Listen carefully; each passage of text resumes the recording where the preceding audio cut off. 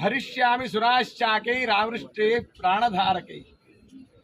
ఒకసారి లోకంలో 100 ఏళ్ల కరువు వచ్చినప్పుడు మునీశ్వరులంతా అమ్మవారిని ప్రార్థించారట. ఇప్పుడే మన ఎమ్మెల్యే గారు చెప్పారు, నాగిన రాజేందర్ రెడ్డి గారు గౌరవనీయులు. ఆ అమ్మవారిని ప్రార్థించంగానే ఆ అమ్మవారు ప్రసన్నమైంది. ఆమె శరీరం నుండి పలు విధములైన శాకములు అన్నపానామృత ఫలములు ఆవిర్భవించి లోకంలోని కరువును పోగొట్టింది ఆ జగన్మాత. అప్పటి నుంచి ఆమెను శాకంభరి అన్నారు.